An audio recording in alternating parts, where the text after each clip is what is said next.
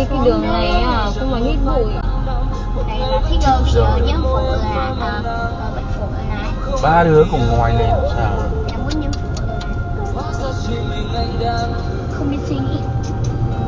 Bây giờ gặp mấy đứa nhất nhìn là như là một đứa hoặc là